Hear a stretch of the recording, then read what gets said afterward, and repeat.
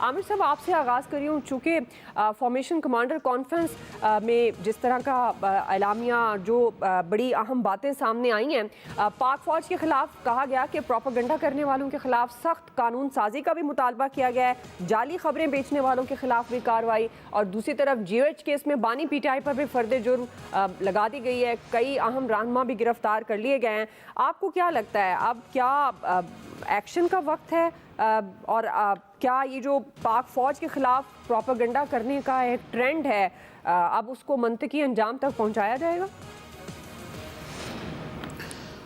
देखिए, ये सारी चीज़ें एक दूसरे से मुंसलिक होगी कि फार्मेशन कमांडर्स और कोर कमांडर्स की कॉन्फ्रेंस से कई दफ़ा 9 मई पे इज़हार ख्याल कर चुकी हुई थी, और आज इत्तफाक है कि जब फार्मेशन कमांडर की प्रेस रिलीज आई उससे पहले इनको पकड़ा जा चुका हुआ था, पकड़ा तो नहीं बल्कि फ़र्द जुर्म आयद हो चुकी 100 लोगों के करीब, जो लोग 9 मई में GHQ हमला केस में इन्वॉल्व थे। हम तो बहुत अरसे से कह रहे थे कि भाई आप बार बार कह रहे हैं नाकाबिल तरदीद शवाहिद हमारे पास मौजूद हैं तो पेश कीजिए कोर्ट ऑफ लॉ में। अब बिल्कुल ठीक बात है, अलीमा खान ने भी यही बात की है और हमारा भी यही मुतालबा है कि जी अब ये बहुत हो चुका कि फ़र्द जुर्म आयद होने में इतना टाइम लग गया था, अब हो गई है तो आप डे बाई डे ट्रायल कीजिए। 7 दिन में तो वैसे ही ATC ने फैसला करना होता है। इस सारे काम के बाद जो इतने डिले 1.5 साल गुजार दिया आपने इस काम में, 1.5 साल से भी ऊपर, तो अब आप डे बाई डे इनकी हेयरिंग करें। बरी करना है बरी कीजिए, आप सबूत लाएं तो सजाएं हो जाएंगी। इससे तो अगली कोई बात नहीं ना हो सकती कि हम ये कहें कि कानून से हट के किसी बात को कोई बंदा कहे। हाँ, जो आज प्रेस रिलीज में कहा गया है तो भाई ये किसने करना है? जाली कवानीन पे, ये जो जाली खबरों पे, चाहे वो साफ़ी है, वो यूट्यूबर है या वो कोई पॉलिटिकल एक्टिविस्ट है, क्यों नहीं पकड़ते भाई आप? आपको किसी ने रोका है? आप हमें प्रेस रिलीज़ें जारी करके क्यों बता रहे हैं? आप लाएं सबूत, आप बताएं। जब आप मतीउल्लाह जान पे आइस डालेंगे तो फिर आपका मजाक उड़ता है कि ये गलत बात है। आपको जो काम किसने किया है, आपने किर्गिस्तान में बच्चियों के रेप वाली पे, कॉलेज की बच्ची वाले पे किस साफ़ी को पकड़ा, किस यूट्यूबर को पकड़ा कि सज़ाएं दें कि जिन्होंने मज़मूम प्रोपेगेंडा किया? क्यों नहीं आपने लोगों को इबरतनाक सज़ाएं दी, दिलवाई और उनको मिसाल बनाया? तो फिर ये होता है, फिर जो अब प्रोपेगेंडा हो रहा है, आज अलीमा खान और बैरिस्टर गौहर की जो तकरार हुई है और उसमें सलमान अकरम राजा ने बैरिस्टर गौहर का साथ दिया कि वो जो सैकड़ों लाशों का सफ़र था जो 12 पे आया है उसके ऊपर कि भाई वो क्यों नहीं दे रहे। तो देखें ना, अब ये पार्टी के अंदर भी खुल्लम खुल्ला बातचीत हो रही है कि भाई झूठ को किस तरह आप तरवीज दे सकते हैं।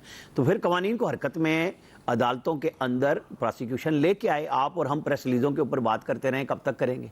बिल्कुल प्रोसिक्यूशन तकड़ी करे। जज जो मजाक उड़ा रहे हैं उनके खिलाफ चीफ जस्टिस साहिबान को दरखास्तें दें। जब वो कहते हैं कि सियासतदान ये काम करते हैं, तो सियासतदान जब उकसा के तशद्दुद पे ले आए लोगों को, कफन पे पहना के, तो आप उनको रास्ता भी देते हैं ना निकलने का मुनाल के रास्ते। मैंने तो नहीं दिया रास्ता, किसी मीडिया वाले ने तो नहीं दिया। तो फिर सबको कटहरे में लाएं कि क्यों ऐसा होता है कि जो उकसा के ला रहा है वो तो निकल गया और बाकी फंस गए। ऐसा नहीं होना चाहिए। आप मंतकी अंजाम तक पहुंचाएं। जो केसेस अब आपने 26 नवंबर में 3 लोगों को या 4 लोगों को पकड़ा है, आप पकड़ें, वो जमानतें हो जानी है, या आप फिर तकड़े शवाहिद पेश कर दें सबके बारे में कि कौन कैसे लेके आया था। क्योंकि कब तक सिर्फ बातों से काम चलाया जाएगा? इस मुल्क का हल ये है कि या तो आप एक लंबा चौड़ा बिल्कुल प्रोसेस शुरू करें आम माफ़ी का, जिसके लिए आप कह चुके कि जी वो PTI खुद माफ़ी मांगे और गवर्नमेंट से जाके बात कर ले। अदरवाइज भी पीछे एक एक कदम तो हटना है इस मुल्क को चलाने के लिए, क्योंकि सिर्फ लड़ाई झगड़े से तो नहीं होता। पता नहीं सजाएं कब होनी है, कब फैसले होने हैं। सब काम जारी रखें। आप कानून की मदद भी लें, आप अदालतों में भी जाएं और रिकन्सिलिएशन का वो प्रोसेस शुरू करें जो चाहता हूँ। जो ये कहता है कि मैंने कार्ड शो करना है, मैं फिर लेके आऊँगा, उनको छोड़ दें। जो सेन एलिमेंट्स हैं तमाम सियासी जमातों को, उनको बिठाएं। सही जी। फैसल साहब, वैसे अब जाली खबरें, फेक न्यूज़, इन सारे मामलात पर बातचीत तो बहुत पहले से हो रही है, लेकिन वही जो बात आमिर साहब भी कह रहे हैं कि अब बातों से ज़्यादा प्रैक्टिकली होता हुआ भी तो नज़र आना चाहिए। ऐसे मामलात में कई ऐसी खबरें भी आती हैं और उस पर एक्शन भी होता है, बातचीत स्टार्ट भी होती है, कवानीन की भी बात होती है, लेकिन अमल दरामद नहीं होता। तो जो बुनियादी सवाल है, आपको लगता है कि ये जो सारे मामलात अब हैं, फॉर्मेशन कमांडर कॉन्फ्रेंस जो हुई और उसको देखते हुए जो बड़ी अहम बातें भी की गई और भी बहुत सारे पहलुओं पे बात की गई, लेकिन ये अब PTI के मुकदमात भी हैं, 9 मई GH को हमला केस खास तौर पर, क्या आपको लगता है ये सारे मामलात अब मंतकी अंजाम की तरफ जाएंगे? जी फैसल साहब। इसमें आपका सवाल जो है ना बड़ा कसीरुल जहती सवाल है। इसके कई पहलू हैं आपके सवाल के ना। अगर हम 9 मई से अगर शुरू करें तो 9 मई तो एक ज़मीनी हकीकत है कि 9 मई को पाकिस्तान की रियासत पे हमला हुआ था।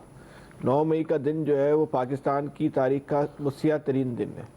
اس دن بلا شبہ جو ہے وہ اس دن کے ساتھ کوئی اگر آدمی کھڑا ہوا ہے وہ آپ یہ سمجھ لیں کہ وہ پاکستان کی مخالفت کر رہا ہے اور وہ اس دہشت گردی کے ساتھ کھڑا ہوا ہے جو 9 مئی کو ہوئی تھی.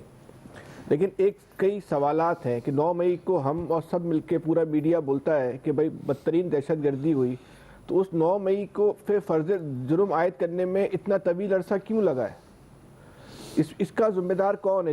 جس پہ ریاست نے بھی انتہائی سنجیدگی سے اس معاملہ لیا, جو ہمیں ریاست نے خود بتایا, حکومت نے بتایا کہ بھائی سنجیدگی سے لے رہی ہے, تو پھر یہ فرد جرم عائد ہونے میں کیوں تاخیر ہوئی؟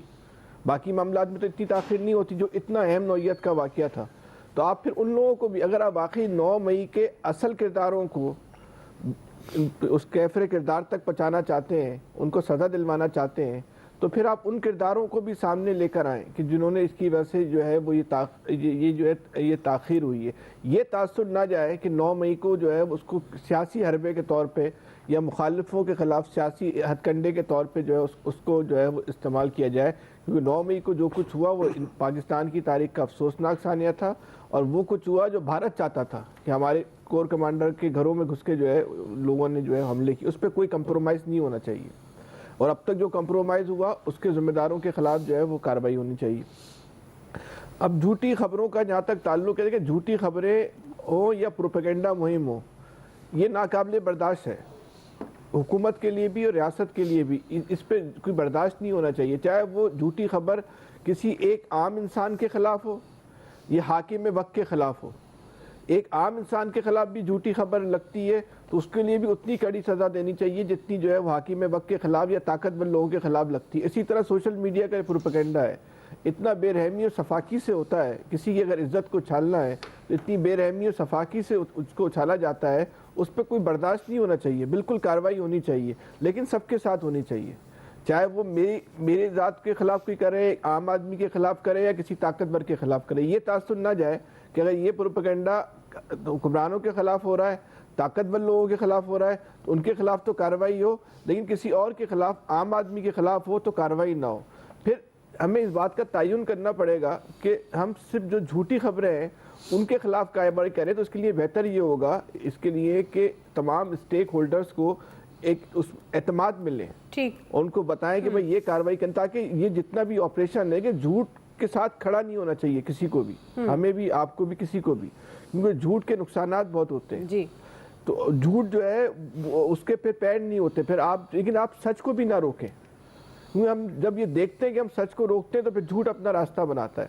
تو یہ تعین ہونا چاہیے کہ جھوٹی خبریں دینے والوں کے خلاف جو ہے کارروائی ہونی چاہیے, اس پہ کسی قسم کی کوئی رعایت نہیں ہونی چاہیے.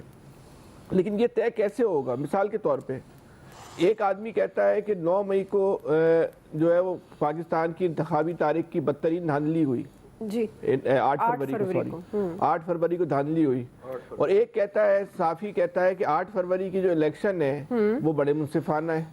ان دونوں میں کوئی ایک جھوٹ بول رہا ہے, کوئی ایک جھوٹ بول رہا ہے, اس جھوٹے کو آپ نے کیفر کردار تک پہنچانا ہے. جو بھی یہ جھوٹ بول رہا ہے کہ ان میں سے جو بھی ہے دھاندلی ہوئی ہے یا نہیں ہوئی ہے, دونوں کام تو نہیں ہوئے ہوں گے, تو اب اس کا تعین